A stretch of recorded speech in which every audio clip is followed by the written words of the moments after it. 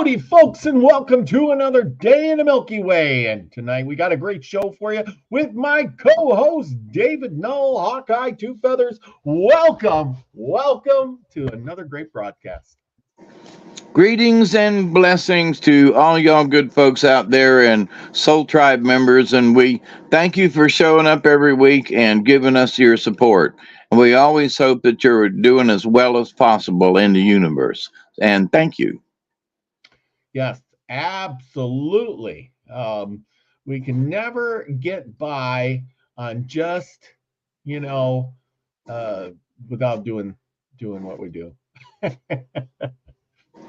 Anyway, thank you for everybody. Tuesdays are special, Yes, they are. And I made it here by my chinny chin tonight. Whew, it was a rush. I was working late, and it was a rush to get in, and I made it, though. I'm just trying to adjust all the lights. Usually I have all this all set up, but not tonight. I am behind the times. Sorry, everybody.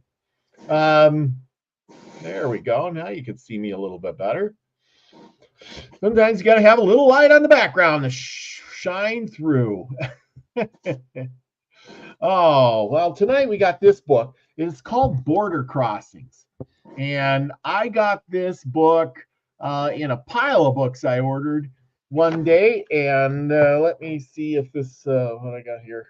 This was, who wrote this? It was a psychological perspective of Carlos Cantidas, Path of Knowledge.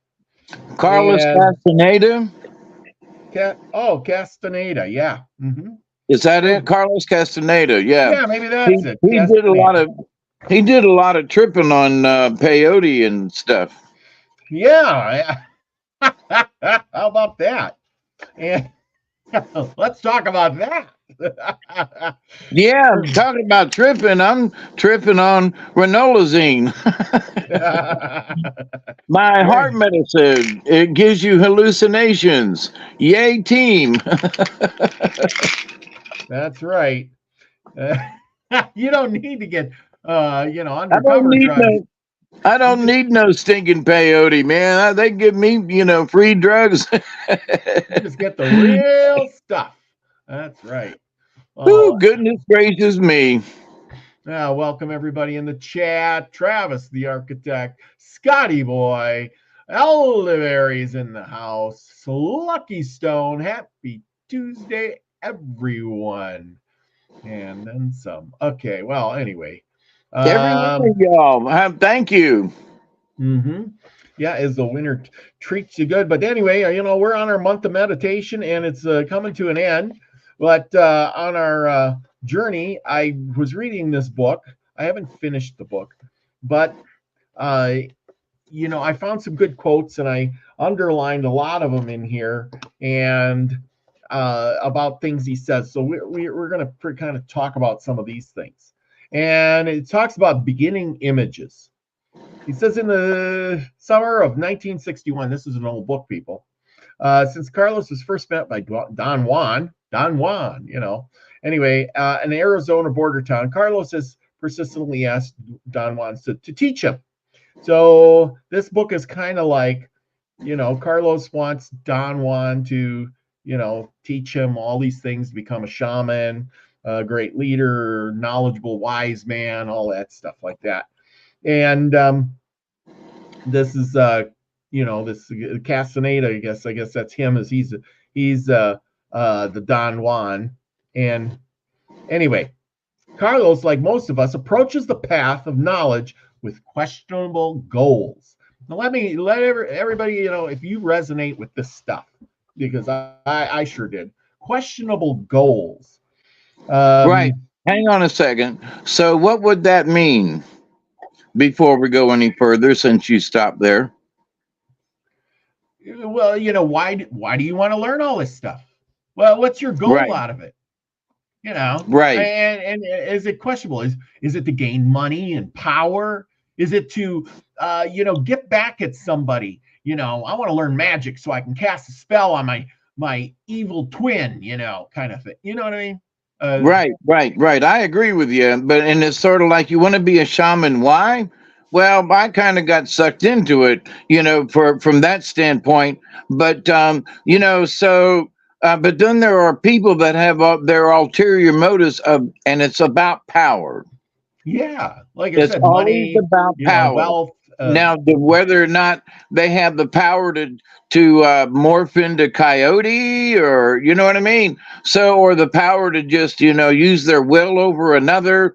So the idea of using the power, but that it's always the power. Just depend and it depends on the person as to what that power might be. Okay, Robert. Sorry. Go ahead. Oh no, that's what we're kind of trying to discuss here. But anyway, it says unexamined assumptions and little self-understanding. Uh, the psychology is worth examining because it dramatically colors the atmosphere and the progress of an apprentice. So this guy's wanting to be an apprentice, and Don Juan said, "Hey, why are you persisting in this? I don't think you have the right motives." And that stuck out to me because I think now Carlos, he has low self-esteem and makes its appearance his first meeting with Don Juan, and that's another thing. So Don Juan is just like, hey, this guy has low self-esteem. If you can't care about yourself, what makes you think you can care about others and the things that you're going to do? Why am I going to teach you if you can't even, what is self-esteem? It's, hey, I want to take care of myself. I want to do things. I want to, right? Isn't that true? Well, with the self-esteem, sometimes it's like whether or not you feel capable of doing something. I know Yeah. for myself, it's like, I don't know if I'm, qualified to do this, Mhm. So in that, I can understand where, I still question it in my quest. Do I have it? Am I the right guy for this? And why did you guys pick me, kind of thing? So that's part of self-esteem. And I could Mhm. see where, someone could have that. It's like, well, I Yeah. really want to learn about this, but I ain't sure. So it depends on what Don Juan means by that. You know what I mean? Yep. Um, okay, here it says Carlos struggled with the demon of inadequacy. See, I was Is just talking about that. Yes, his inadequacy expressed in a number of ways through his attempts to diminish himself as an anthropologist. And an anthropologist is a person who studies human culture. And through his attempts to be special to Don Juan, and especially concerns with his power and control. Well, he knows, Don Juan is powerful control, and I want that. That's Wait, the basically power of what? Don Juan was worried about especially his concerns with power and control. So, Control. Okay, I'm sorry, I didn't hear that. Power well, and control. Yes, absolutely. so Don Juan is a shaman. If he's the shaman. He is.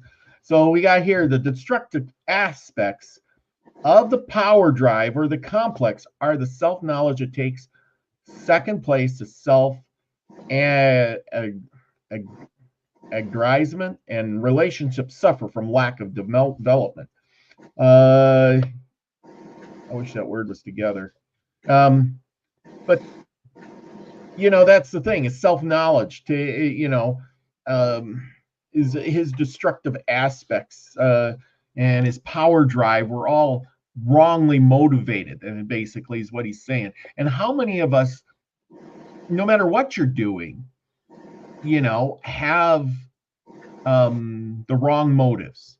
I want this because I can control that. You know what I'm saying? I was talking to a friend today, and we were talking about when people would sacrifice things to the gods, right? And you say, oh, the weather ain't good, so we're gonna sacrifice our best sheep or our best goat, or maybe the virgin. We'll have her jump into the volcano so it stops erupting, right? And they did that a lot in the Indian culture too. They sacrificed a lot of stuff, especially in the South America, they were sacrificing like crazy. Those Aztecs and the Incas were, they would kill 10,000 people in a day just and pull their hearts out and stuff because they wanted the gods to, do whatever they needed them to do. But in that respect, the person, the human, is trying to control the gods by appeasing them with like a treat. Is that not true?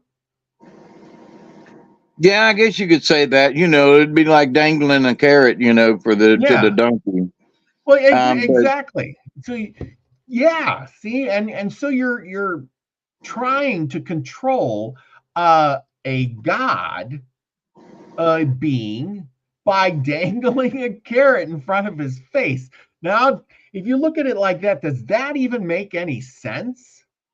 I mean, what kind of controller being says, "Ooh, look, a little virgin, I'll stop that volcano from erupting for you"? Yeah, right. But from the shaman standpoint, if it didn't work out, they just threw him in the fire too. So, go ahead, sacrifice the virgin. But if you don't do your job, buddy, you're going in next. Oh, yeah. So I would not want to be a shaman in those times. You know what I mean? Yeah. Nah, sorry, I can fix your leg, or you got a bad sore on your foot. I can help you with that, but that's as far as it goes. Mm-hmm. Yeah. I'll be a healer, but not a shaman. So not one of those kind of shamans, anyway. Yeah, it's like I can heal your your rash, but that's it. I got some aloe for you. Let's see. Here's a saying from Don Juan. He says, "Where love is, now he's talking. This Carlos guy is really one-sided, and he's really pushing Don Juan to teach him. But Don Juan keeps saying he has a power complex, etc., etc. The power what? I'm sorry. That Carlos has a power complex. Power complex. Okay, yeah. Sorry. And this is, he says something about considering the opposites, not power and powerless, but power and the eros. Anyway, here's what he says. Where love reigns, there is no will to power. And where the will to power is paramount, love is lacking. The one is but a shadow of the other. The man who adopts the standpoint of eros finds his compulsory opposite in the will to power, and that of the man who puts the accent on power is eros.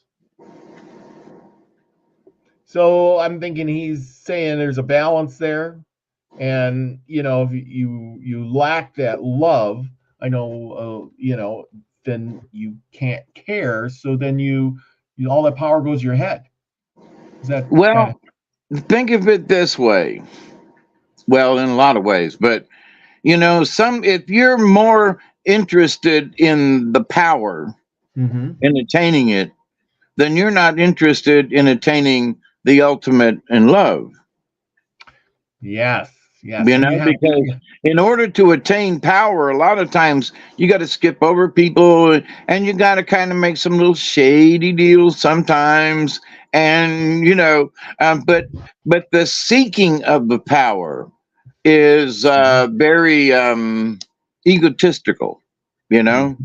So if you're being that egotistical that you must achieve the power, and that the power is your only goal, then of course love's going to take a back seat to it. Yeah.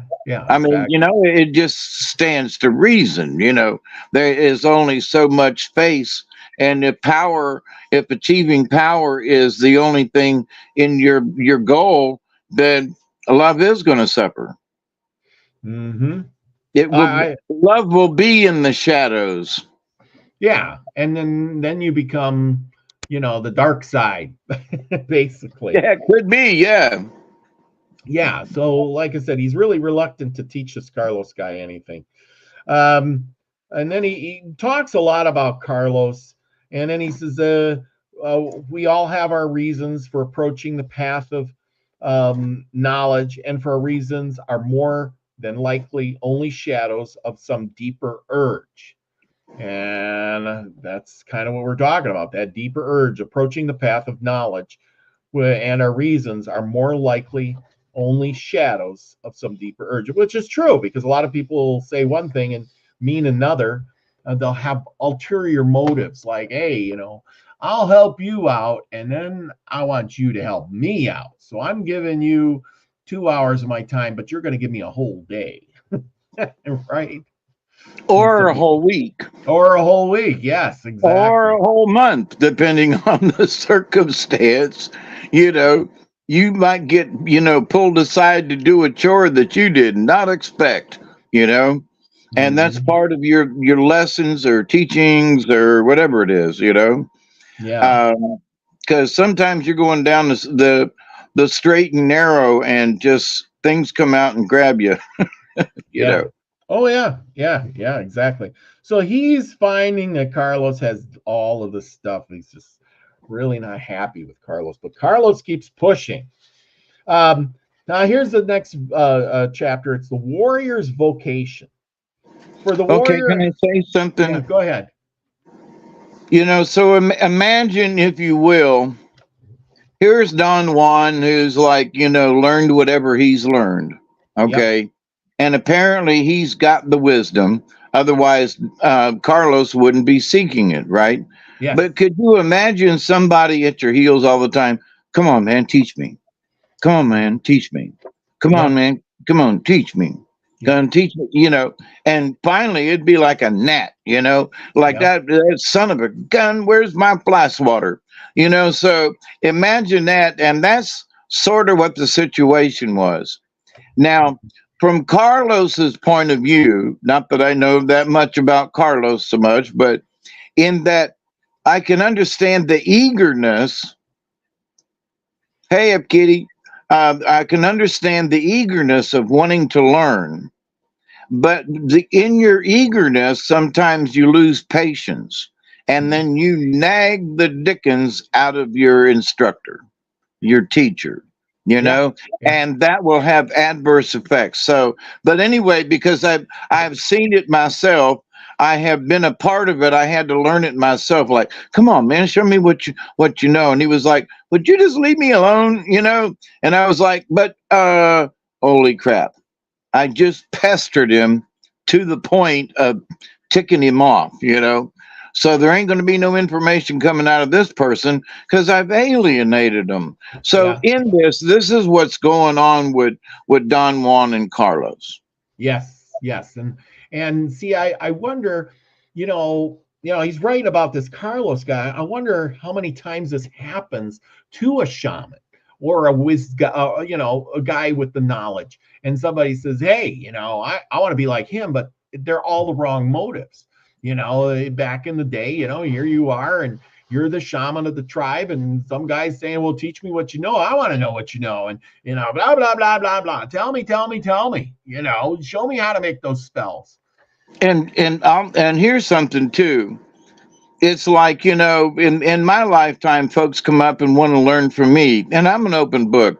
We'll discuss all kinds of things, and and I want to help people to try to understand their own selves. Mm-hmm. Where did I? Oh man, I just got lost. What were we talking about just before that? I was saying about the shaman, and how many times does that happen where somebody has come up to the shaman and said, teach me. Right. There are folks who, it's not only do they want to take shortcuts. And I've had some folks, and I'm like you, I'm like, listen, you have to stop and listen to yourself. Mm-hmm. And they'll be sitting in trying to do, and then, they're fidgeting and this and that and the other thing. And come on, man, they want to take a shortcut. And there are no shortcuts, Now you may learn quickly, which is different than a shortcut, So if you learn something quickly, how to meditate, how to do, well, then, you can achieve it, but you don't skip no steps. You got to Yeah. go through the process. Yeah. That's just that. I didn't make the rules. Well, this You is this is true.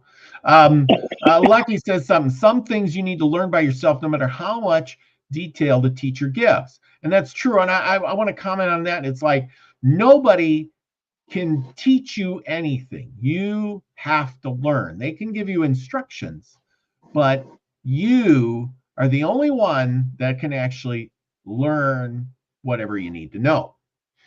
I mean, isn't that right? The shaman can give you direction. He can tell you kind of, but you have to own up and learn it on your own. Like you said, you can't just say, "Give me the instruction book. Well, let me watch the video, and I'm a shaman tomorrow." Right. There's you've got the book and you studied it, but you haven't practiced it. Yeah. you know so you Mhm. got all the tips and you got all the stuff and you got your notes, from the thing and everything, but now you got to put it into practice. Yes. And so Yes. that's where the wisdom comes in. How come certain people can do some things? It's because I'm 71 years old, and there's just a lot of stuff that I have done over the years, and I've done learned how. I don't need to learn it over again, but there are some people who've never learned certain things at all. And so Hmm. they've got to go through those basic steps, you know? Yeah. F. Kitty says, yeah, they owe anyone, and they don't owe anyone anything. They earn their knowledge. Now it's your turn to pay your dues to learn that knowledge.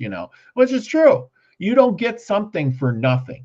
Everything comes with a price. It's either time, it's money, it's your effort, it's your hard work. I mean, you go to work, you sacrifice your time and your labor and your health and everything to get money. Then you exchange that money for something or some service or a thing, but really you're exchanging your time, health, and labor for that thing, just indirectly. Right. Yeah. Well, now something else, in becoming a shaman, there are things you need to understand within yourself. Hmm. And it's like faith and honor and belief. Believe, believe, believe. And there are sometimes somebody's like saying something and it's supposed to be a spell or whatever, and they go, blah, blah, blah, blah, blah, but there's no heart in it. There's no oomph in it. There's no guts in it. And you have to learn where those guts are within yourself. Ain't nobody can teach you that. Certain football players or athletes or whatever go that extra 5 or 10%, and they reach out and seemingly grab that football out of nowhere and catch it on the sideline, and it's a complete pass, and you go, how in the hell did he catch that thing? It's almost superhuman. And so, but it's years, it's practice. And it's also your inner guts. You really want to catch that football. You know what I mean? You really, so, and you believe. So there's a lot of stuff in there that to become a shaman, you have to learn some of these things on the inside about yourself Mm. in order to progress. So you can say, well, you're sitting here, we're meditating. So what are you doing? Well, you're listening to yourself. I Hmm. am? Yeah. What are you listening to? Well, ain't nothing. Yesterday's football game. Well, stop it and try to think about something else. So, but the apprentice does not understand what you're talking about, Hmm. because it's like, well, I'm sitting here and I'm quiet, but what's this? No, are you meditating on something? Are you using this time to like try to reach out to the universe, but you're sitting here thinking about yesterday's football game? Okay, you Yeah, know, that's the most important thing in your life. Like that's gonna, change your world if you meditate on the football game.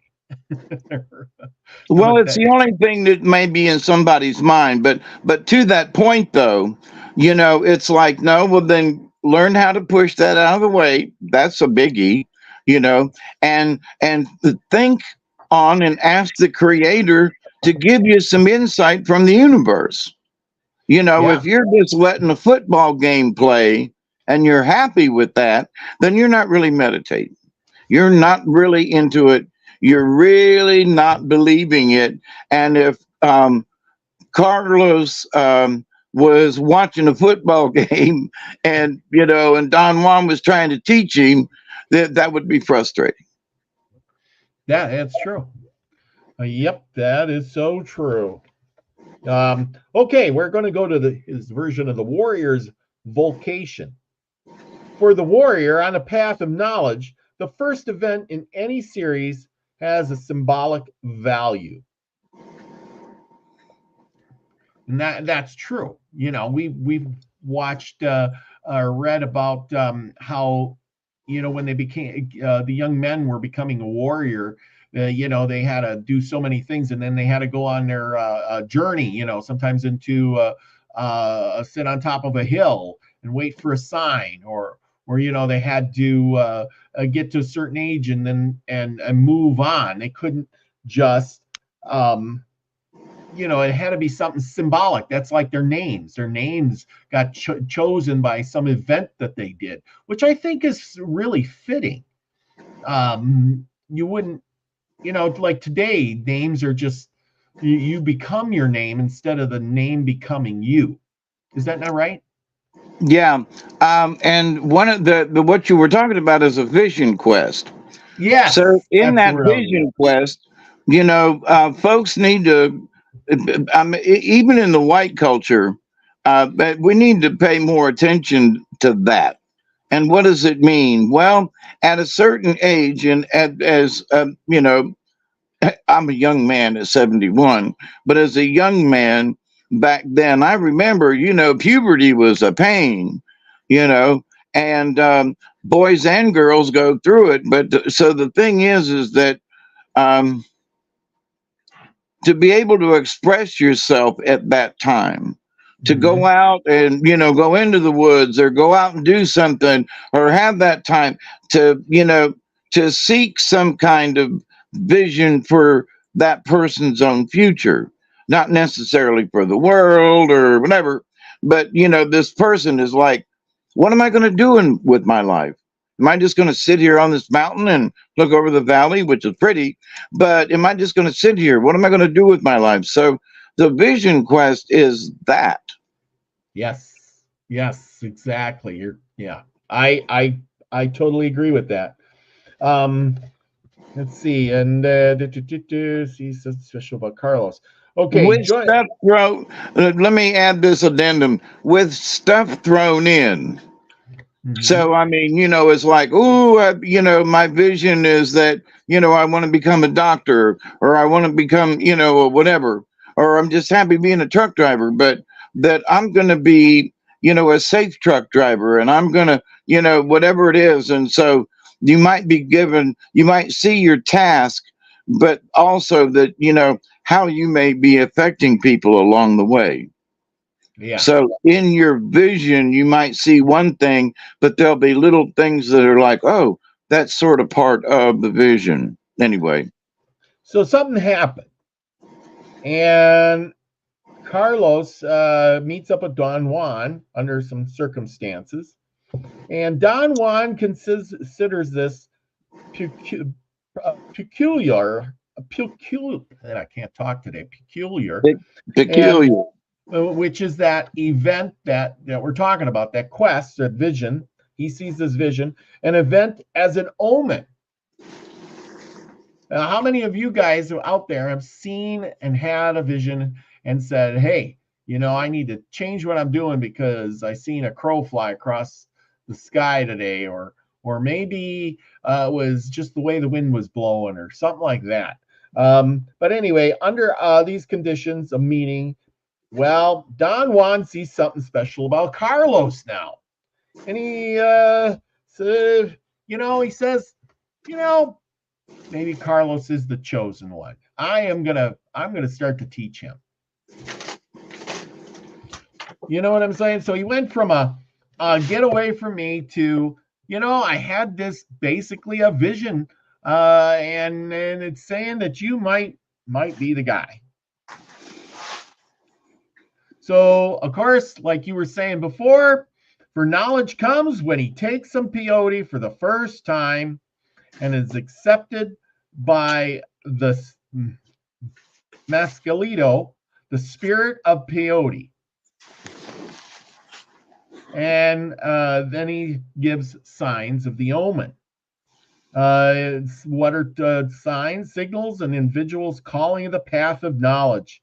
Is the usual sickness and potent dreams or visions. We were talking about that, visions and dreams. Okay, and then he talks about apprentices. How does a shaman find apprentices? Through these visions. He had the apprentice named Josefina, who came to Don Juan when she was crazy. Lindina was discovered alone, ill, and prepared to die in an isolated mountain hut, I should say. LaGorda was overworked and overweight, and Don Juan saw his death hovering about her. Not everyone who falls ill or has powerful dreams are destined to become a shaman or shamaness. Their election depends on further sacrifice of the unconscious and the capability of the ego to contain the deeper experiences of the psyche. The election also depends on the proper circumstances and the conditions. Here's an example. This guy Nestor and another guy Bingino were struck by lightning. And they were not alone. Don Juan Giardo, called by LaGorda in a thunderbolt sorcerer. So he got his name by getting struck by lightning. Now he's a thunderbolt sorcerer. But so these are ways, you don't, you might not think you're going to be, but the shaman may choose the student, in some ways or another. You know what I'm saying? Oh, let's see. Sort of, but there I can understand where you meet somebody, as a shaman, in training myself, it's like you meet somebody that's got potential, and they're younger than you, and maybe they're a little bit interested in some of, some shaman stuff or whatever, but it's their attitude towards life. It's how they project themselves. There's a lot of things about the personality, and so it's like, this person, would be a really good candidate. So if you could hang around them, you might want to sway them to think about being, to not necessarily following that path, but at least considering it on your path, on the path of life. Mm-hmm. You can learn a lot of stuff along the way. You don't have to just focus on one thing. Mm-hmm. So, but I don't see how a shaman would actually attract apprentices, except by action, except by leadership, except by example. Well, and that's the shaman shows his God, I hate to use the word power, but his charisma, we'll say. And somebody says, I want to learn from him. Yeah. But I mean, under the right circumstances, like he says, he had powerful dreams and he meets these people.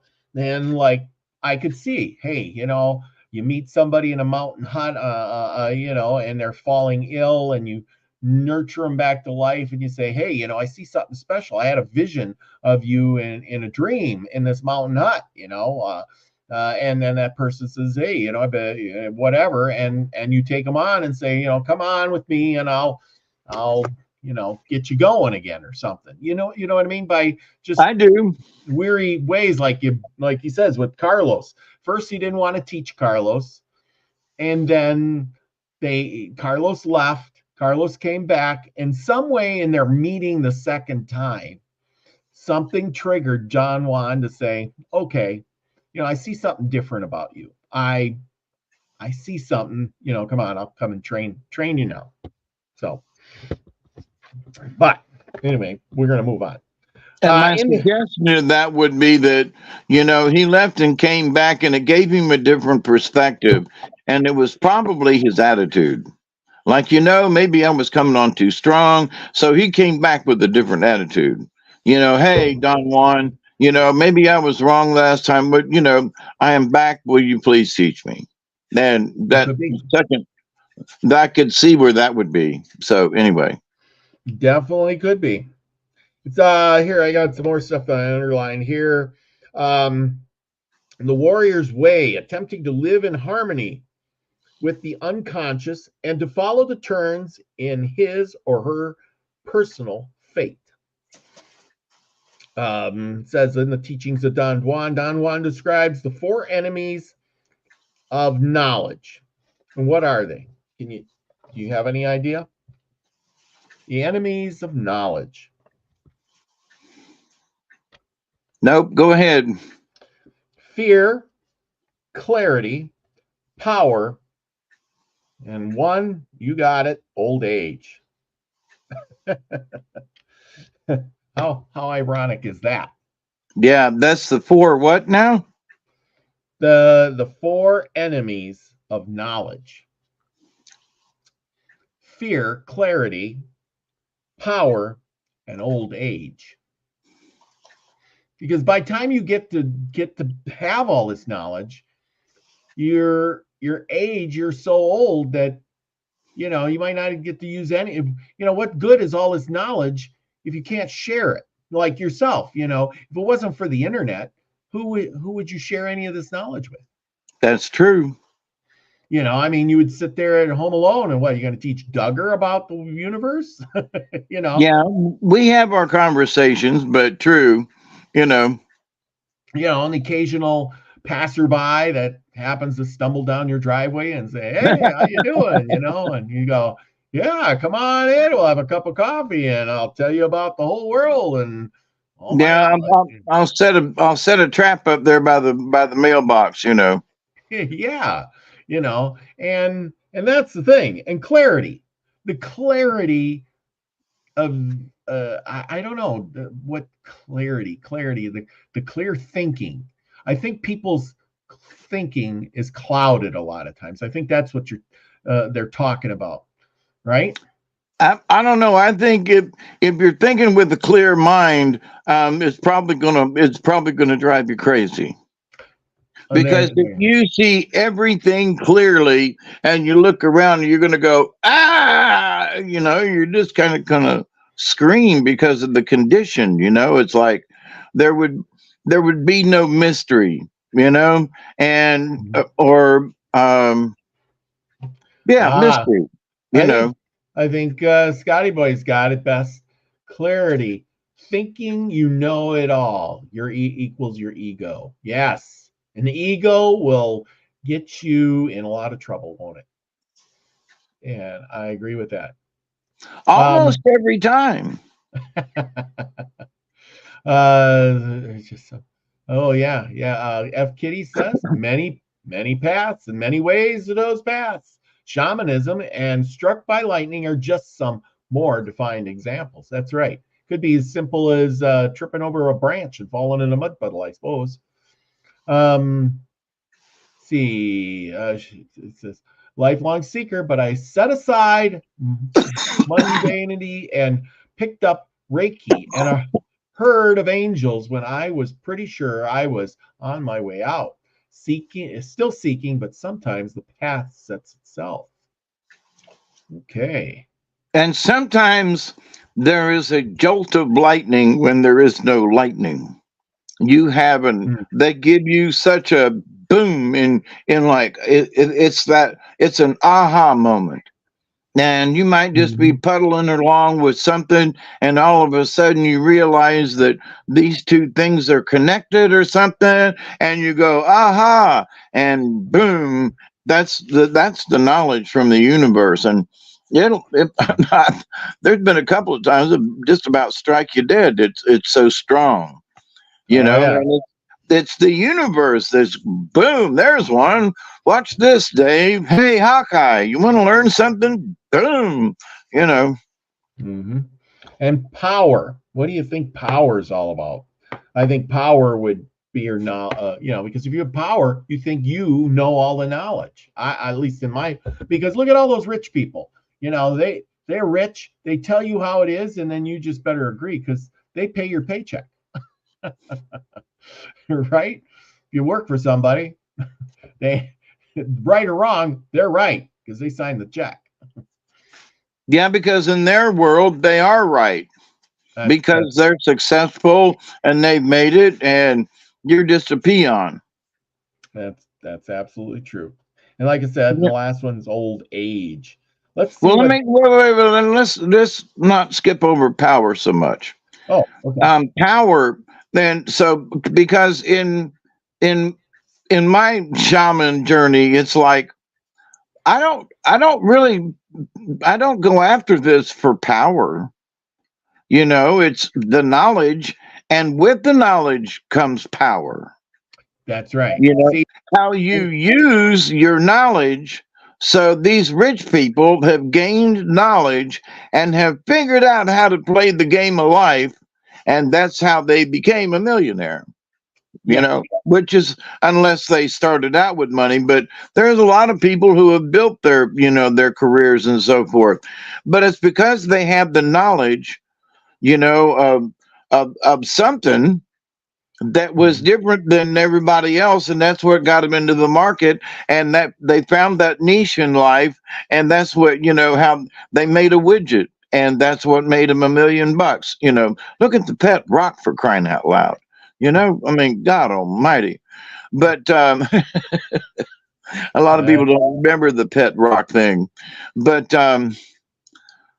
well, but but that but so that's well, I was what just gonna say that's what makes you a good shaman because you don't use your power in the wrong ways. You don't go after the knowledge with power. You get knowledge and then it becomes power.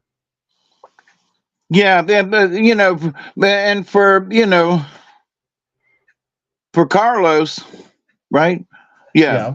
For Carlos, at first that's what he wanted. He wanted the power. He wanted to Hmm. take the shortcuts.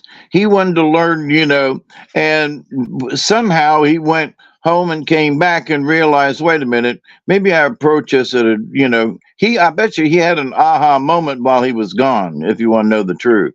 Oh yeah. Uh, but so for all of us, um, I've thought about this a lot because, in reading the cards and so forth, it's the power of the eagle, or it's the power of the buffalo, or it's the power of, coyote, or it's the power, and so it's like, but what are you going to use it for?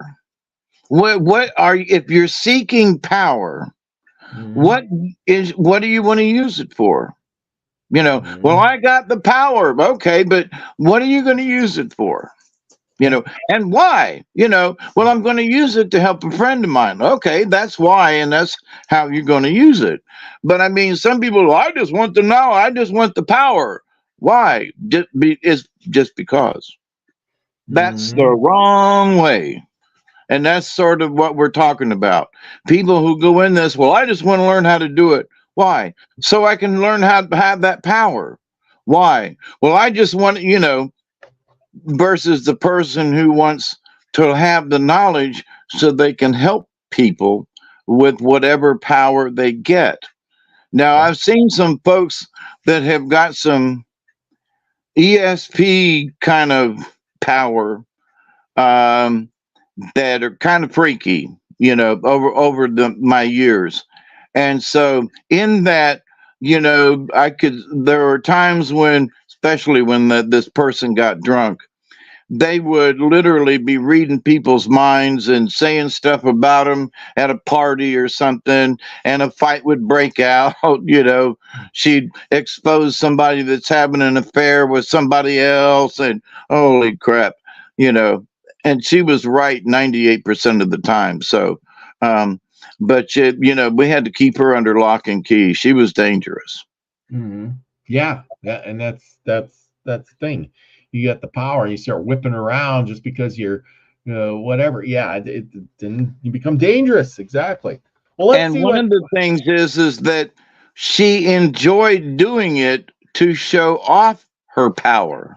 Yeah, that's not good It either. wasn't that she had it and could use it and say, blah, blah, blah. No, no, no, no. She was very egotistical with it. So, yeah, Hmm. she Yeah. was Oh, that. She's one person that was absolutely a danger. I mean it, oh boy. yeah. Yeah, yeah. See, and that's why, you don't want to give the power to that kind of a person, but you sometimes you don't know it until they get it, and then it just goes to their head, and it's like, oh my gosh, what the heck is going on? But yeah, that's crazy. But anyway, he talks a little bit about fear. He talks about the fear. We need fear of the unconscious, the same fear we would feel traveling treacherous waters. Fear informs us of danger and possible consequences of action when we might otherwise go blindly and foolishly forward. Without fear, there is no humanity, and those who approach the deeper layers of an unconscious without fear may well be swept away by madmen, eccentrics, and inflated prophets. So there you go. Um, let's see. Next page. Would Anyway. you read that last part again, like the last couple of sentences? Okay. Without fear, there's no humanity. And those who approach the deeper layers of the unconscious without fear may well be swept away as madmen, eccentrics, or inflated prophets. Okay, well, so anybody who goes into their subconscious. Hmm. What do you mean? And it says fear. The fear. Fear informs us of danger and possible consequences.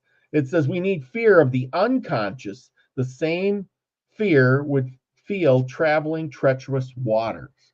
So I So, suppose you but don't want the to. unconscious. So that's my point. So what would be in the unconscious?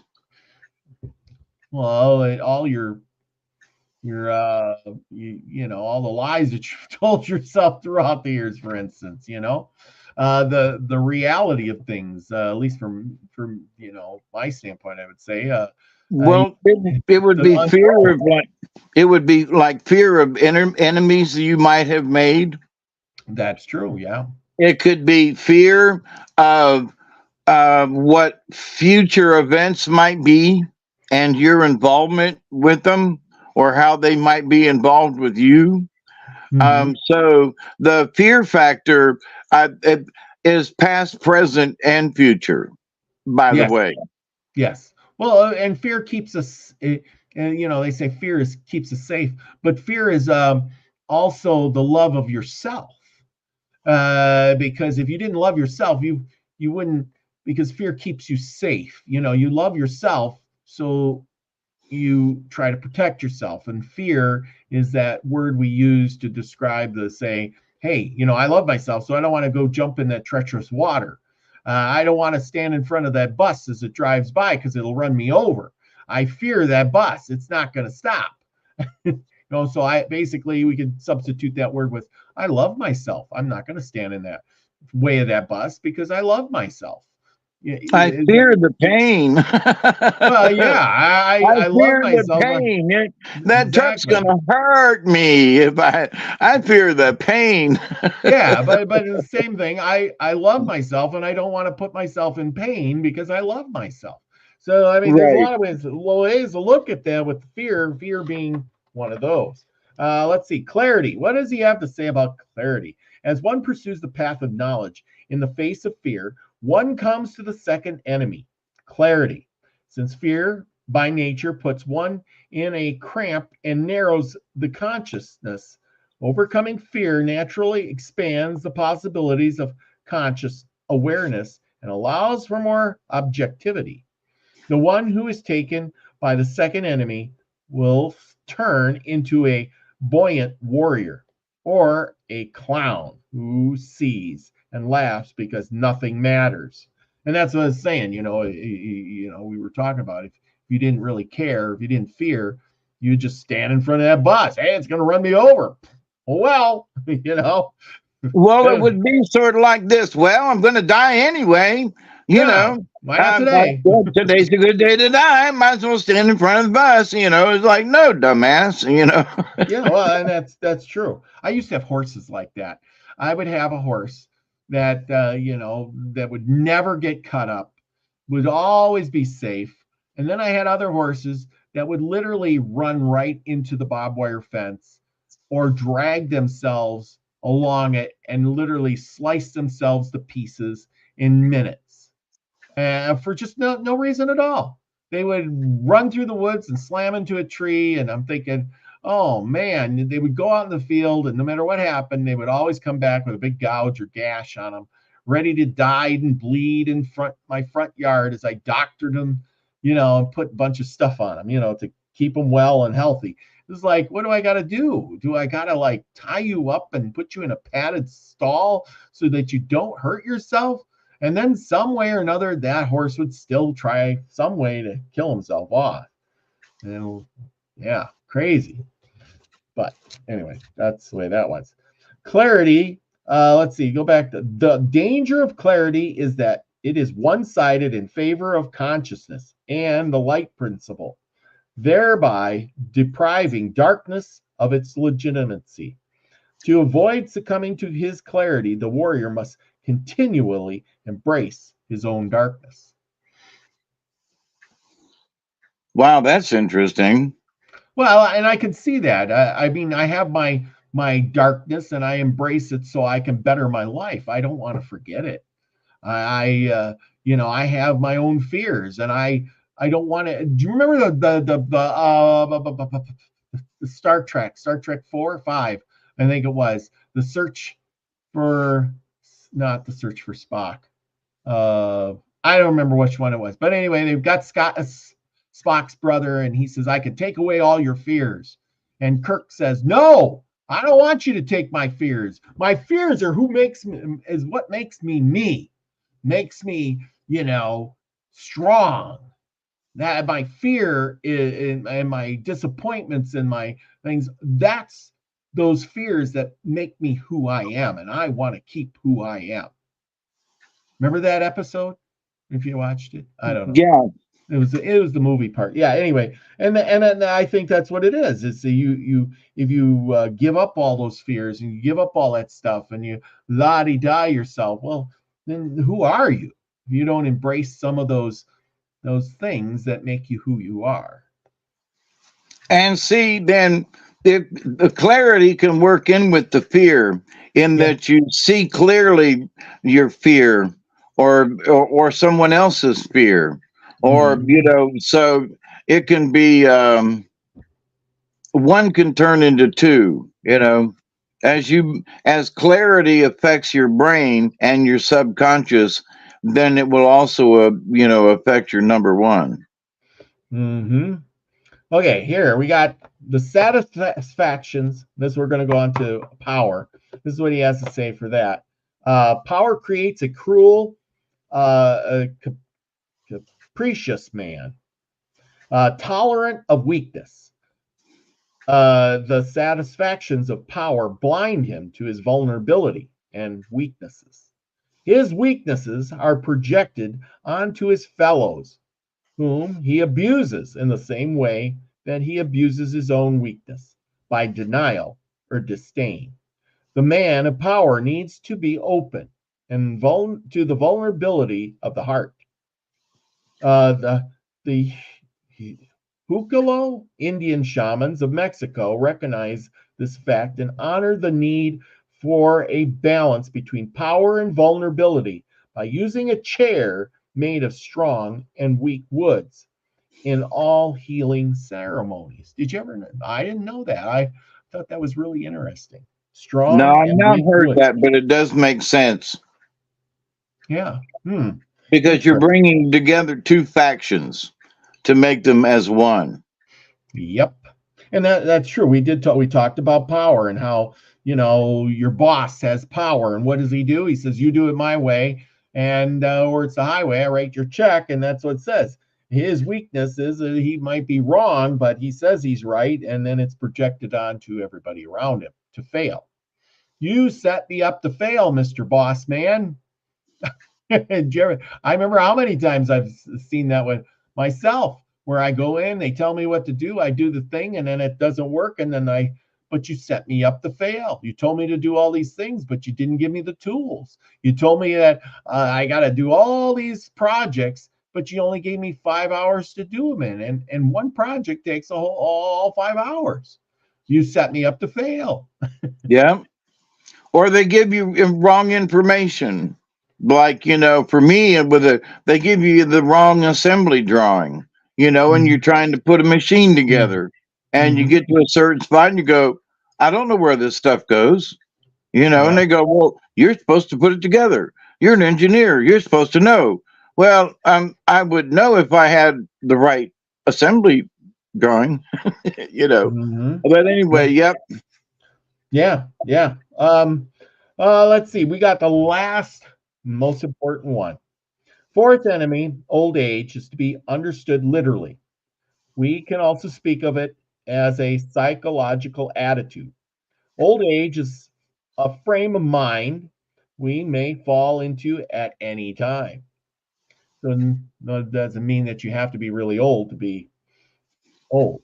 In its positive aspect, old age is the wisdom symbolized by a lifetime of experience and introspection. This is the wisdom the warrior seeks, yet it can also isolate him and deprive him of rejuvenating energy of youthful visions. It's a dangerous aspect that this wisdom leads him to see everywhere the ceaseless interplay of the opposites. He feels that nothing new exists under the sun and becomes tired of the folly of his fellows. There you go. Well, I would say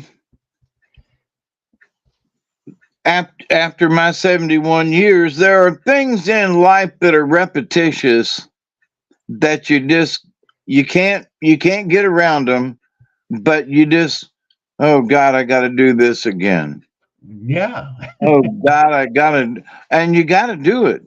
I mean, if you eat food, you're going to have to go poo.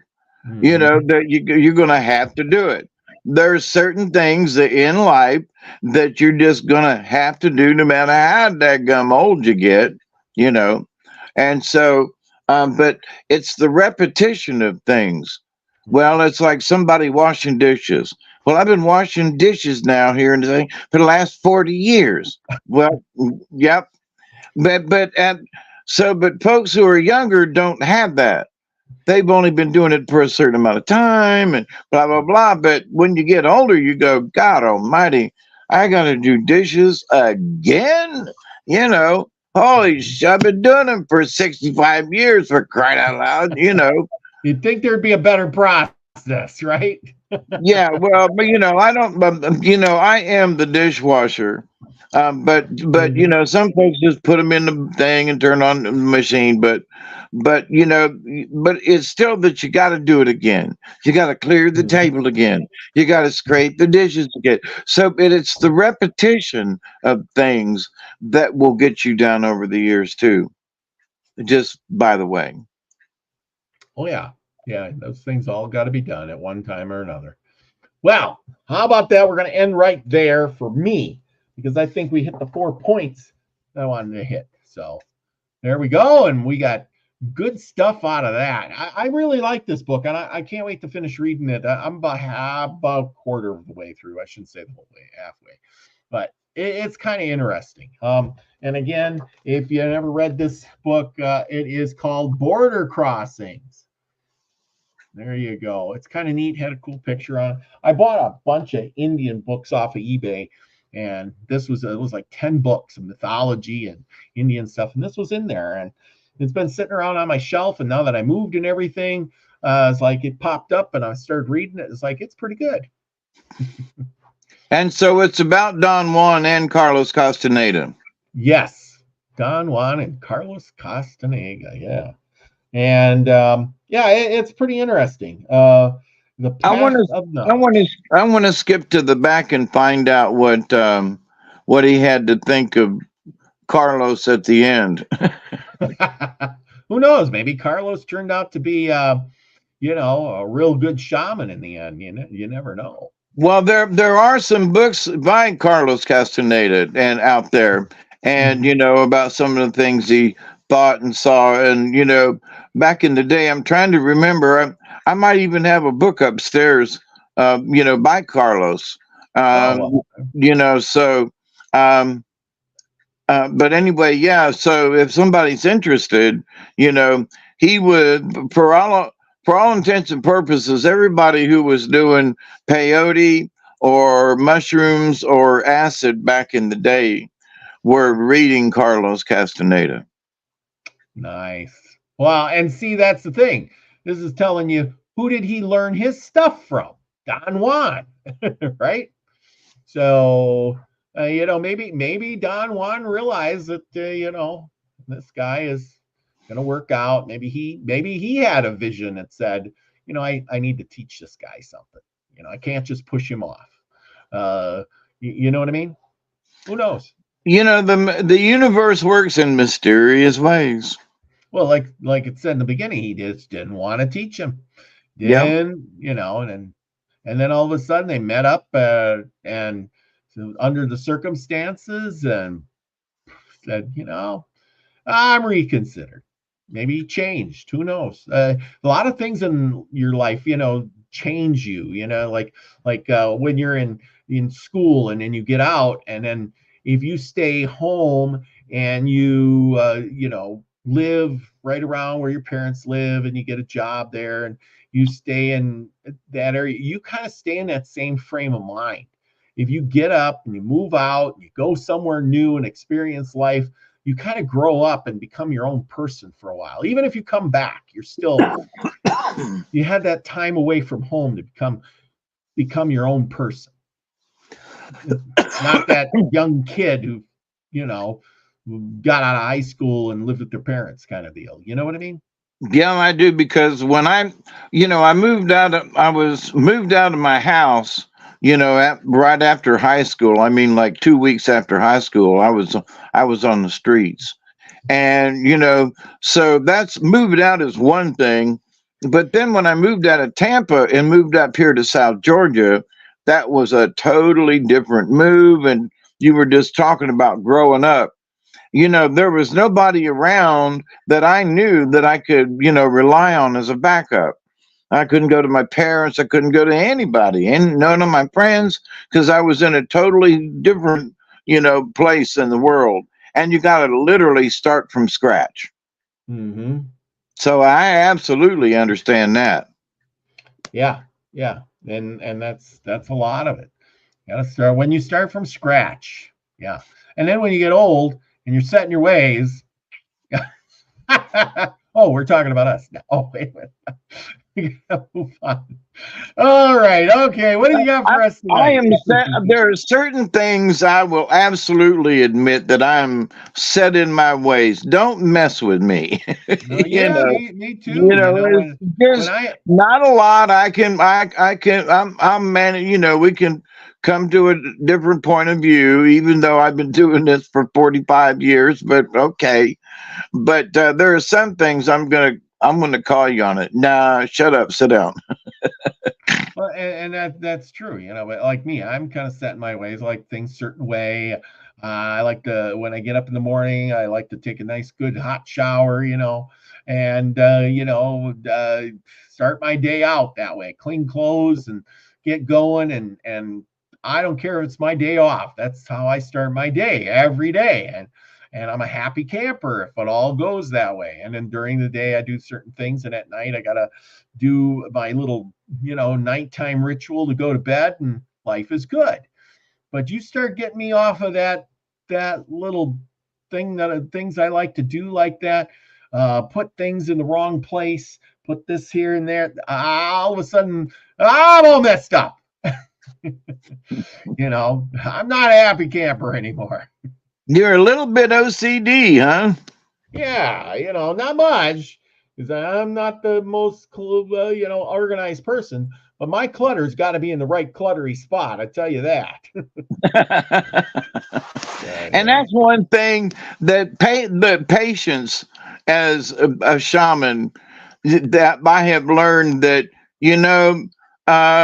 there are some things like that. It's like, well, that don't go right there, and it doesn't live there, and it's been over here. And my dear friend who comes to help clean up the windows and everything, and I got a bunch of stuff.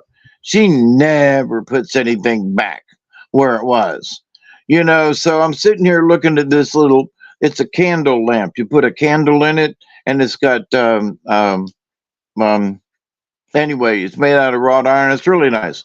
But friends of mine left it as a gift for me. So, but it's sitting on the table, and it should be up in the window, But when she was here last, she took it down to clean it and got to this and that, and she's a little scatterbrained, and there's so many things she don't know where stuff went. So, but it used to bother me. It used to drive me absolutely batty, and I'd be like, "No, that don't go there." And people just didn't want to help me in that. Well, I don't want to help you then if you're going to be like that. And I was like, before. I gotta, does it matter if it sits in that window instead of up there? Not really. Does it matter if this rock's over there instead of over here? Not really, so there were things that I was set in my ways that had to be my way because I put them there, and here's somebody coming in and screwing everything up. Oh, what am I going to do? I'm going to learn to be patient. Yep. Yeah, patience is a virtue. And, and sometimes, people will put something somewhere because they think it goes there. Or they, like in Miss Rhonda's case, she feels like it goes there. So a person like me who puts things because I feel like it should go there, that's one reason why I get upset. It don't go there because I feel like it should be, But she thinks it should go there. So is the universe speaking to her to change locations of things here in my house for whatever reason? It's sort of like feng shui. You leave stuff in the same place all the time, it gets monotonous. Yeah. So if you move stuff around a little bit, and it's not monotonous anymore. You break up the something standing still can be chaotic anyway. But so the spirits told me, they said, Hawkeye, you need to look at this in an energetic point of view. And I'm like, well, what do you mean? Well, she's putting these things there because something is inspiring her to do that. And I went, oh, so in a way, it's sort of like artwork in a way. I mean, she's dusting the shelves and cleaning the windows and everything. But in a way, she's putting it back sort of as an art form because that's how she feels. That's how she sees it, or that's how she remembers it. And it's like, interesting. So I just want to point that out. That's one thing I've learned in my old age. To not be so sticky or stodgy about, oh, that don't belong there. Now, there are some things I got to intervene and go, that can't go there. Why? Well, because oh, okay. So there are some things that just can't go in certain places. But other than that, I've learned I need to be flexible as part of my journey to learn patience. I need to allow her to, mess up my kitchen. Oh yeah. And cleaning my kitchen, she made a mess. But God bless her, you know. So, but anyway, so is it story time? It I've is absolutely. I've interrupted you enough, but it's 11:12. So, uh, oh, doggone it. I've been having computer type issue stuff, and it just one of these days it'll get resolved. I hope. So, you ready to go, boss? I am. It's all up on the board, ready for you. It's all yours. I'm taking off here. All right, let me get a drink here. A little Yes. boy and his dog. Beautiful ears. Nice name. Told by Mrs. Logan.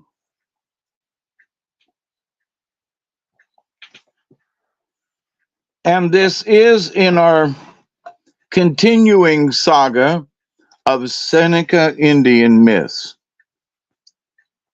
A little boy and his dog. Beautiful ears.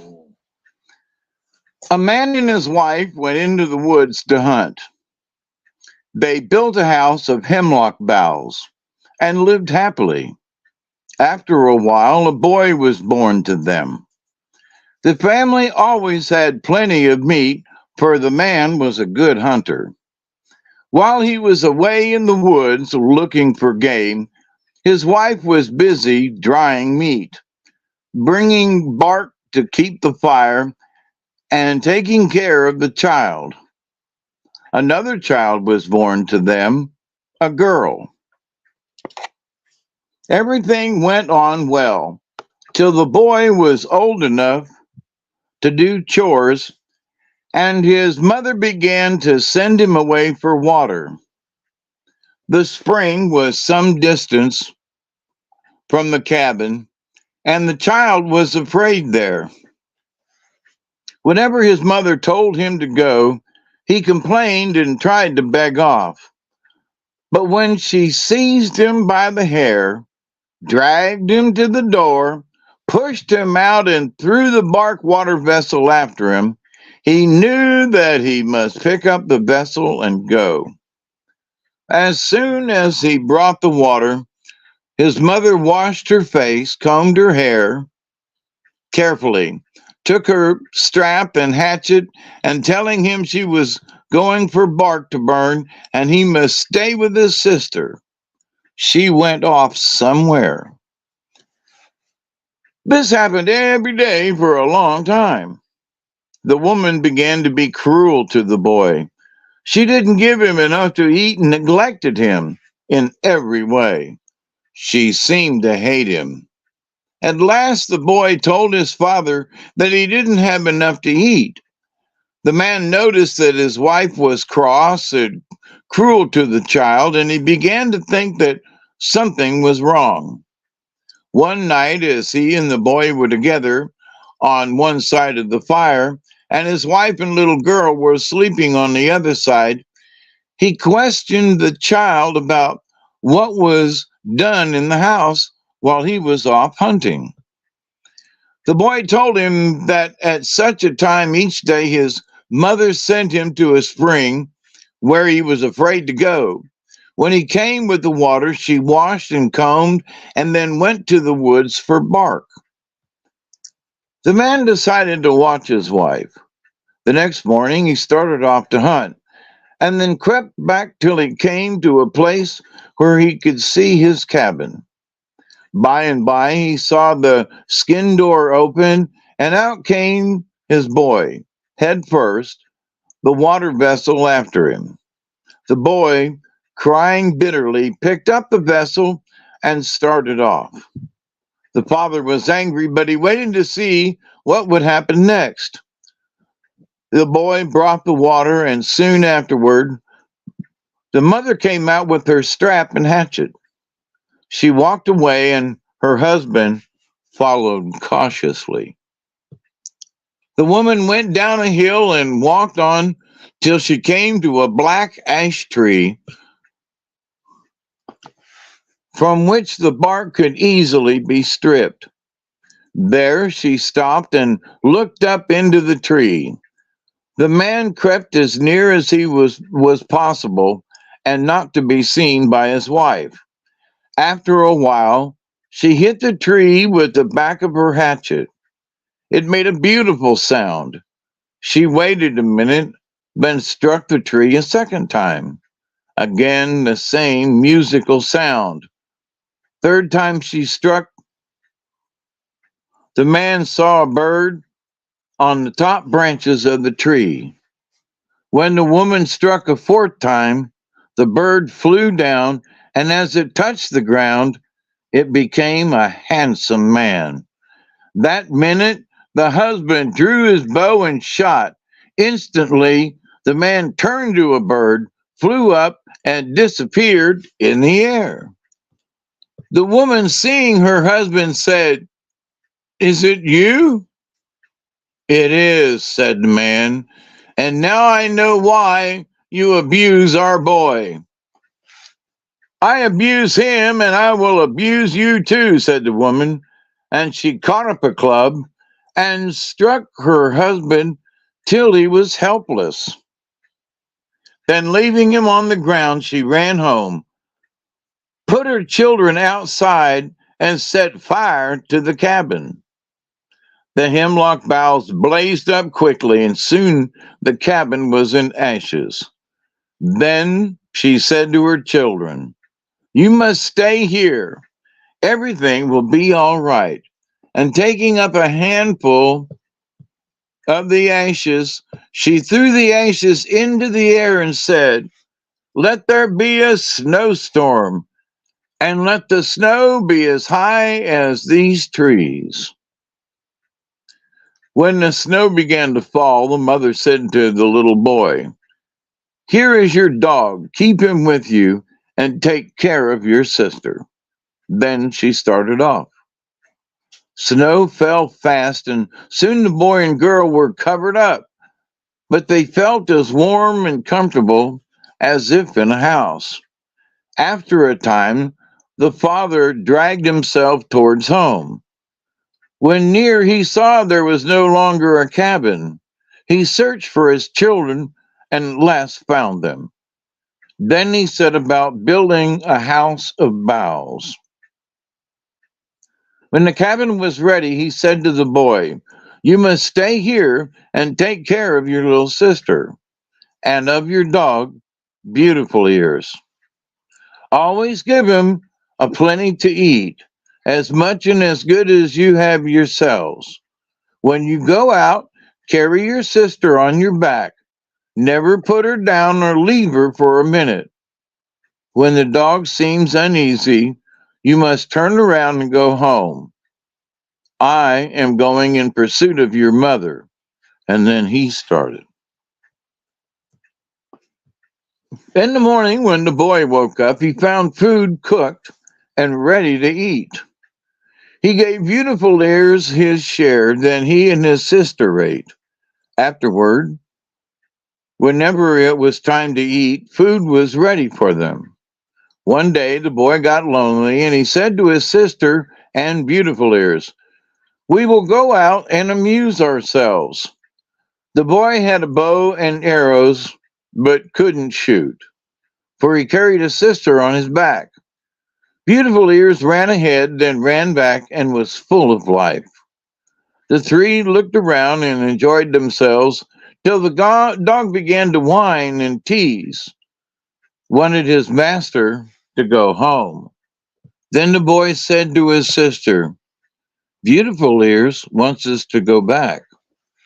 A few days later, they went out again, went a little farther than the first day. When they got home, food was ready for them. The boy always gave Beautiful Ears his share first. The third time they went out, the dog ran after a wild turkey. The boy followed the dog. The dog chased the turkey into a clump of bushes. The boy couldn't get into the bushes to shoot the turkey, for his sister was strapped to his back. He thought, "I will unstrap her for just a minute, then we will have a nice fat turkey to eat." He took the little girl from his back and put her down. Before he reached the bushes, she screamed, and turning around, the brothers saw a bear take the child up and run off.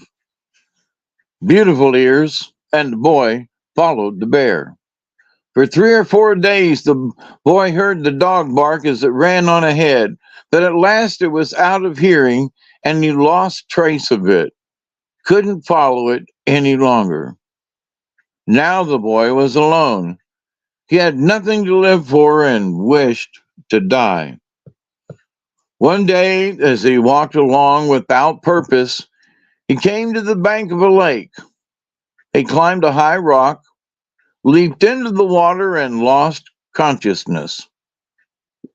On coming to his senses, he thought he was in a beautiful country, and he felt happy. But in reality, a great fish had swallowed him. A few days, the fish swam into a small stream. On the bank of that stream lived 7 sisters. They had built a cabin and made a fish dam. One morning, they went to the dam and found a very large fish. They pulled it up on the bank, and the eldest sister said, "We will cut it open." "Wait," said the second sister, "till we boil water to cook it in. We will cut it open carefully. Such a large fish must have a lot of spawn." When everything was ready, the sisters opened the fish. But in place of spawn, they found a beautiful boy. They forgot the fish. They washed the boy, cared for him, and rejoiced that such a gift had come to their door. They said, "We will take good care of this boy. Maybe he will become a great hunter and get meat for us when we are old." The sisters and their son, as they called the boy, lived happily together. He soon surprised them by killing large game and becoming a good hunter. But when they found that while hunting, he wandered a long distance from home, they were frightened and told him to keep near the house and never go toward the west. One day, the boy said to himself, "I wonder what there is off there where the sun goes down. I'll go and see." He hadn't gone far when he came to a clearing and saw a cabin. Everything was quiet. He crept up cautiously, and peeping in, he saw an old man sitting with his head bent down to his breast. That minute, the old man called out, "Well, nephew, you have come." The boy knew that he was discovered, and he answered, "Yes, I have come. I thought I would see what you were doing." "Well, come in and wait till I get my head up." The old man picked up a big wooden pin that lay at his side, and taking a mallet, drove the pin down his spinal column. Up came his head, and he said, "I have a rule that when a nephew comes, I will play a game with him and bet." "What do you bet?" "I bet my head against his." "Very well," said the boy. The old man swept the ashes from the fireplace and made it smooth. Then he shook a bowl that had stones in it and said, "The one who turns the stones all of a color will be the winner. You must throw first." "No," said the boy, "if you want to play the game, you must play first." At last the old man consented. He shook the bowl, 6 stones flew out of the smoke hole, turned to birds, and flew off out of hearing. After a while, the boy heard the birds again, and soon 6 stones fell through the smoke hole into the bowl. The old man bent over and stirred the stones, repeating, "Let them be white, let them be white." But he couldn't get them all of one color. The boy shook the bowl, and as before, 6 stones went out of the smoke hole, turned to birds, and flew off. The old man began to shake the dish and say, "I wish this, I wish that." When the stones came back to the bowl, the boy stirred them, and they all turned of one color.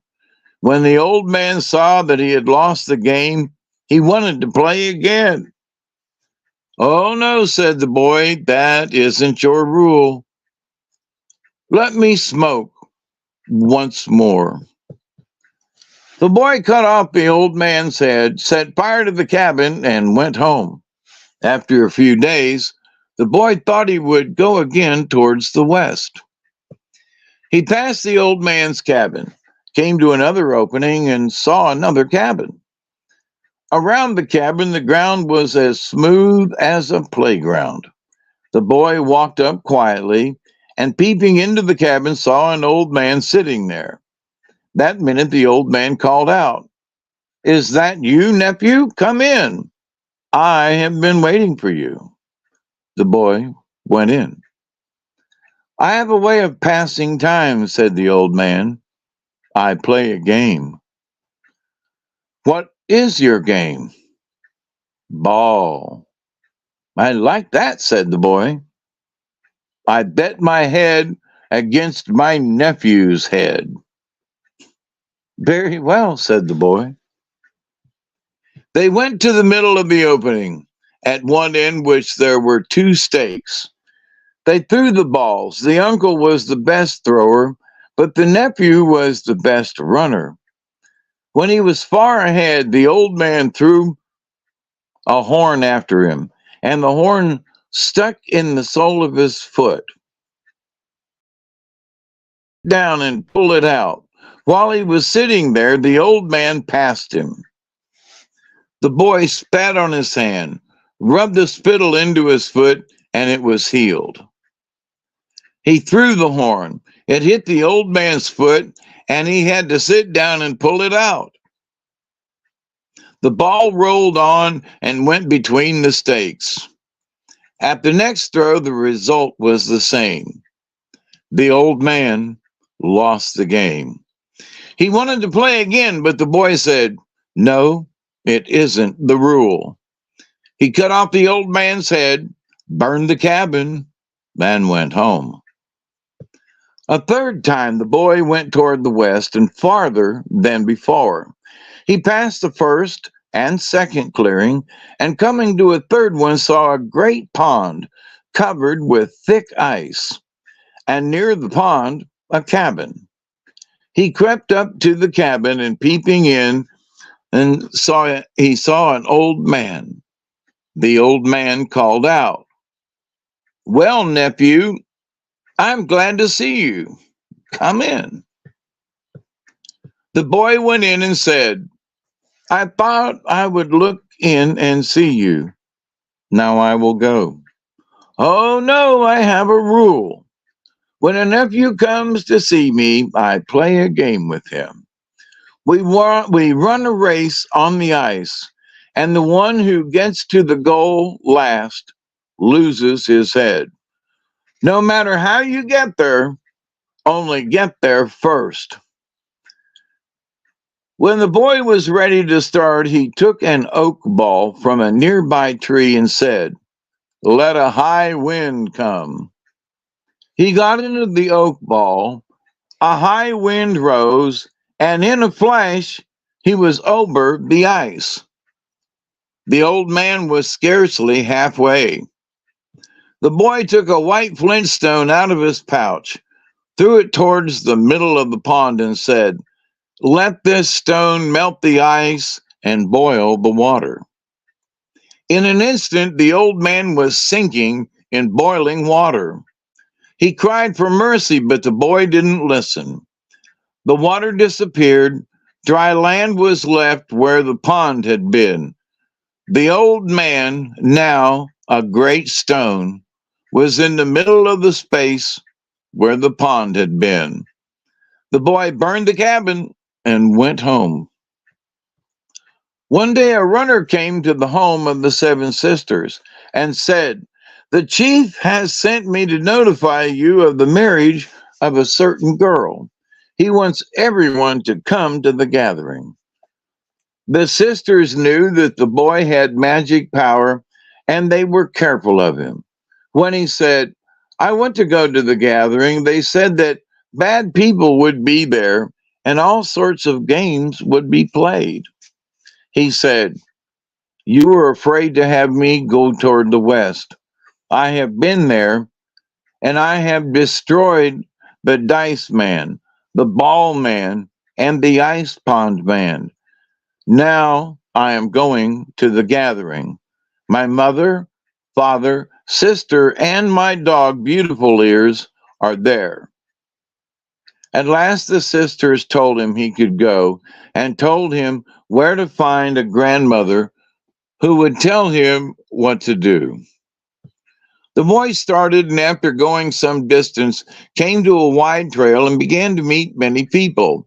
When night came, they all camped together. The next day they went on. Sisters had said to the boy, "There'll be the one woman in the crowd who will seem to have power over all the others.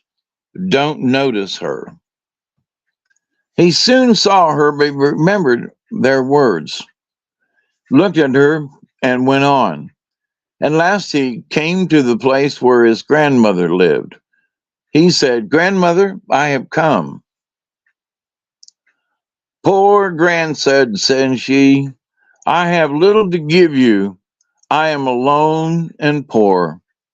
"Don't mind that," said the boy. "We will soon have plenty to eat." He brought in game till the old woman cried. She was so glad, and she hurried around like a girl to prepare the food. She said, "There is a great gathering at the Longhouse. The chief's daughter is to marry a second time, but first she will destroy her husband, her daughter, and the dog they call Beautiful Ears. She had a son, but no one knows where he is. Her husband is tied up at one end of the Longhouse, and every person who goes in must strike him with a burning brand. His tears are wampum beads. Her daughter is hanging over the fire and slowly roasting. The dog is at one end of the fire, and every person who passes him gives him a kick. His hair is singed off and he is dying." The boy was very angry. When night came, he said to his grandmother, "I am going to the gathering. The seven sisters said that you would tell me what to do. The man they are torturing is my father. The little girl is my sister." "I know everything," said the old woman, "and I will help you. I have a pair of moccasins that you must put on when you get to the Longhouse. Stand by the fire, and when your mother calls out, burn him, stick one foot in the fire. The moccasins are made of a woman's flesh, and I have the power over them." When the boy came to where the people were, he made himself very small, played around with the children, and went into the Longhouse with them. His mother was sitting on a high seat in the middle of the room where she could be seen by everyone. As she gave the order, "Burn him," the boy stuck his foot into the fire. That instant, the woman screamed with pain. She felt that a firebrand was burning her flesh. The boy ran out, but when it was about time for the woman to give the order again, he was near the fire, and as she was beginning to say, "Burn him," he put his foot in the fire. That instant she screamed with pain. He tormented her in this way till she died from fright and pain. The boy led his father and sister out of the house, and the dog followed. Then he said, "Let this house become a red hot flint." Right away, the longhouse was in flames. Some of the people in the house had magic power. Their heads burst and their spirits flew through the smoke hole and off in the air in the form of owls and other birds. The boy spat on his hands, rubbed his father, sister, and dog, and they were as well as ever. Then he said, "Now we will go home." He thanked his grandmother for her help, and they started for the sisters' cabin. When they came near, the seven sisters ran out to meet them, and they all lived happily together ever after. The end.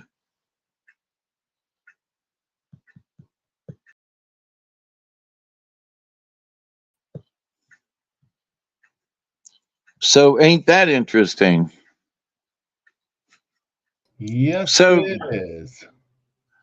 there's been, several stories where the person goes in, chops their head off, they play the game, but the game's always a little different, you know. In Yep. this one, there was ice, so. And sometimes, there was one story where he said, "Well, we're going to play this game," and then even though the guy lost it, he goes, "Well, no, we got one more." And then there was, "No, we got one more," but there was always three. If you've noticed that, there's Yep. always been three, and um, it's interesting as to which direction they were going in. Like this, in the past, some of the stories are don't go north. In Mhm. this story, it was go west. Don't go Mhm. west. For whatever reason, they don't say why in the story, but in this one, it was don't go west. So Mhm. anyway, Yeah, I let's. know. That's why when we talked about a while back, and we were reading that one story, it's just, and you were saying, "Oh, some of them are real familiar," and it is. It's always the chopping the heads off, always they're shrinking themselves. They're, you know, like you said, they're doing all these things, playing a game. You know what I mean? It's always Yeah, it's kind of like you got five characters and you're going to put them through these turmoils, but sometimes it's in different orders or a few different words or different directions, or it could sound like the same story. right. Mm-hmm. Well, and it's the stories came from different regions and different. I say different tribes, but yeah, different tribes within the Seneca. So it's like, and this is how we tell the story.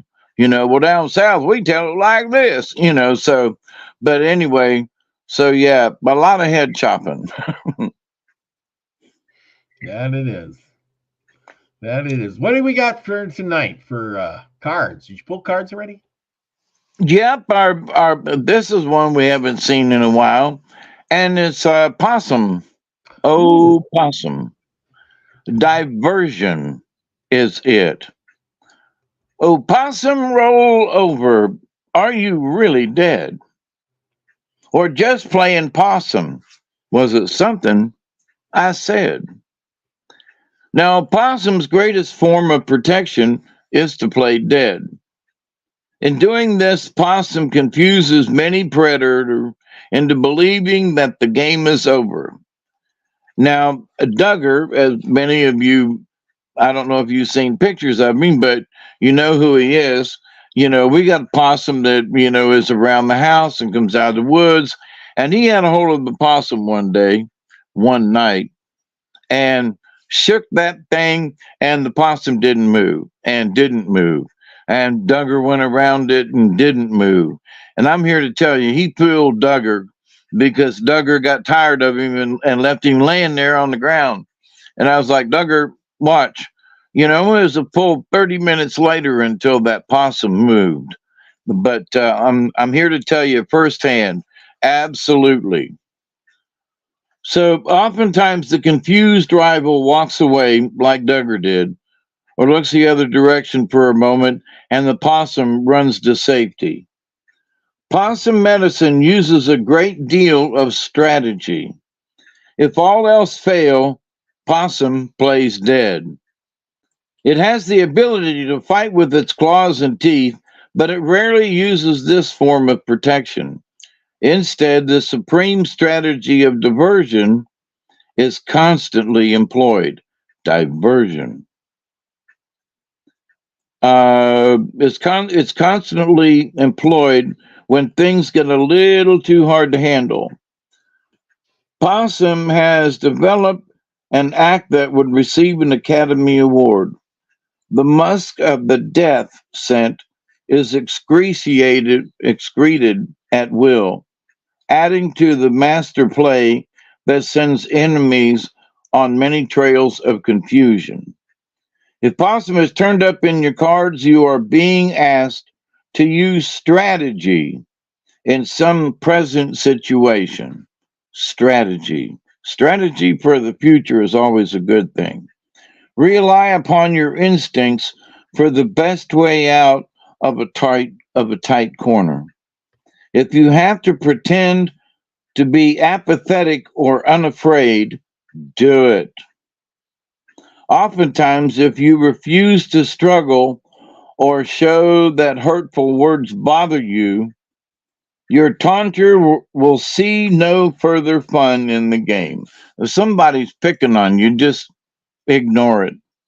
Then after a while, they'll just give up or go along with them. Then it ain't fun for them anymore. Warriors have used possum medicine for centuries, playing dead when the enemy nears and outnumbers them.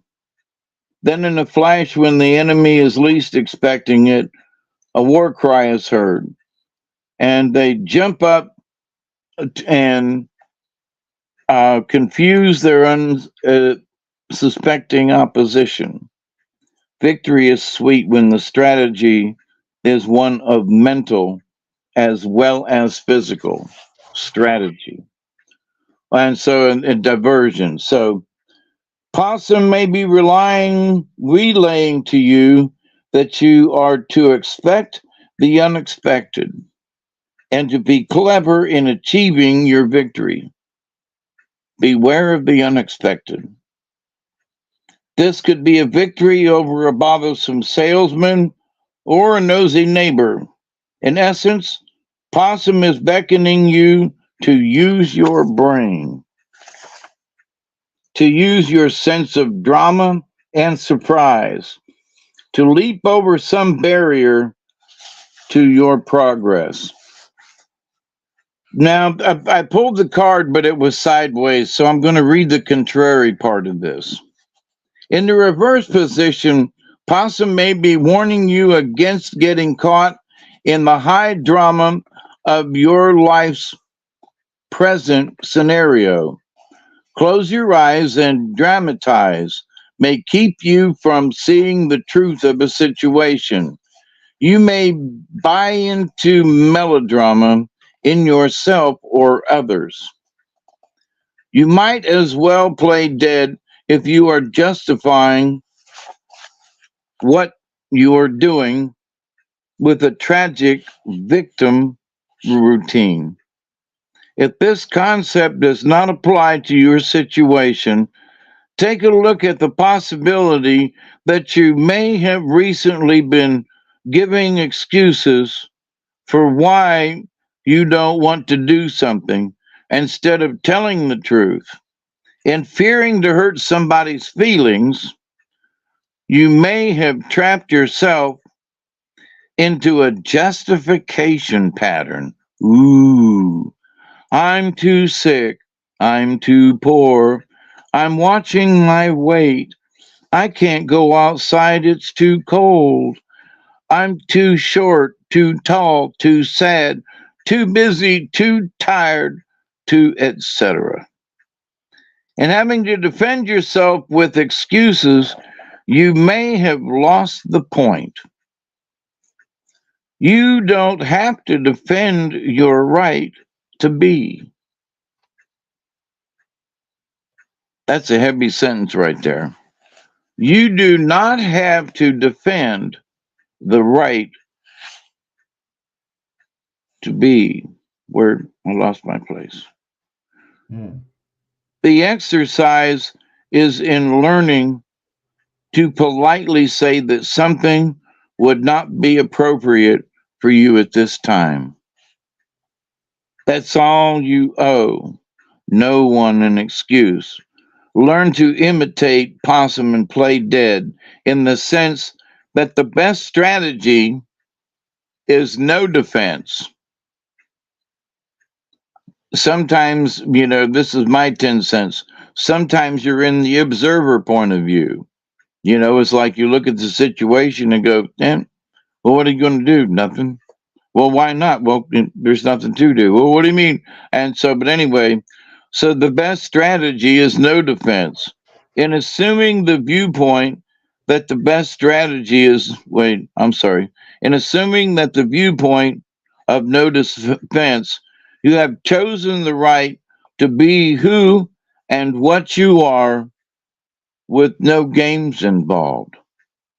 The proper use of diversion is to know when you do not need to use diversion at all. That's like a backwards thing. You owe no one an excuse for how you feel or what you choose to experience. How about that one for a lesson? But do it politely is the other thing.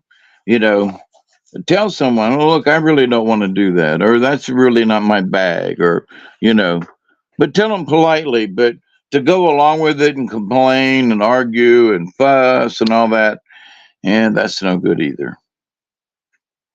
So play dead. How about that one? Yeah, that's a good one. That's a good one. Play dead. I know I've run into a lot of possums and they will play dead all right. Did you know a possum only lives like 3 or 4 years? Yeah, they don't live very long. That's true. Oh, it's like, wow. They're just getting going. They're a marsupial too. Only one in North America, believe it or not. So yeah. And I had them in my chicken pen years ago, and I could not figure out how they were getting in. And come to find out, they were hanging from their tail from a hole in the ceiling. Wow. And grabbing a hold of a pole and climbing down it. I was like, and with kids on their back. Because their little ones will literally cling to their fur as I was like, because I was missing eggs, and I'm like, everything around the bottom of the chicken pen was closed. How are these possums getting in? Because I caught them in there, and so one night I was like, let me see, and I saw this thing drop to the ground, and I went, oh my God, they hanging from his tail up there at the top of my chicken pen. And I mean a big possum too. It wasn't some little thing. Nah. They're pretty big. They are really big. Oh, well, that is good information. Good information. And everybody's talking about possums. But I want to say hi to F Kitty, Scotty Boy, everybody that joined us tonight. Pod Joe, Elderberry, who else was here? Lucky Stone. A few people had to go to bed early, so that's all right. But that's the way we do things around here. And Kimba Elms listening tonight. I give a shout out. And anyway, there you go. Thank you, everyone, for catching us. We will be back, won't we, next week? Next week. Yeah. Anyway, you got a show tonight.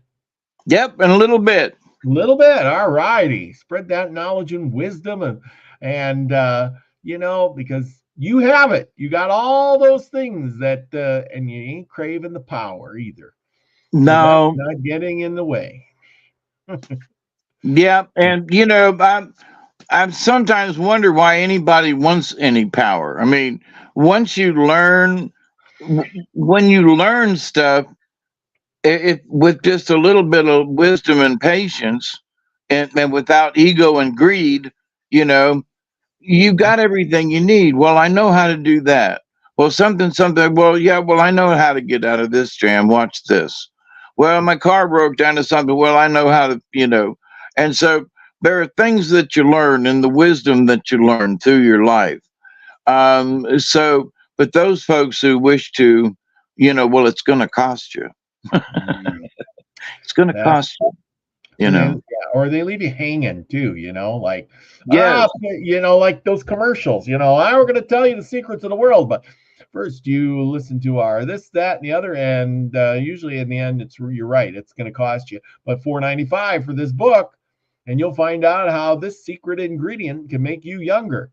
Well, that's a cheap way, but back we talked about this, I think last week, about learning how to do meditation and so forth.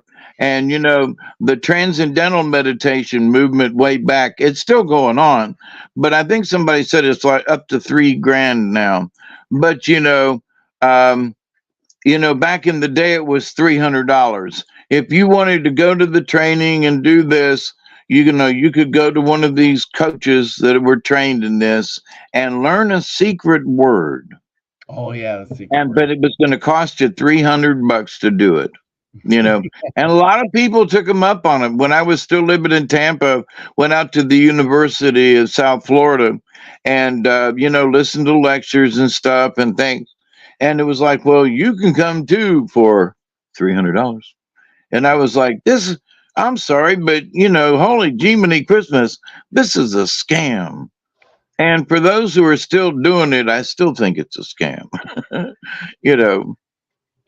Do your homework, do your inner work, like we was talking about earlier.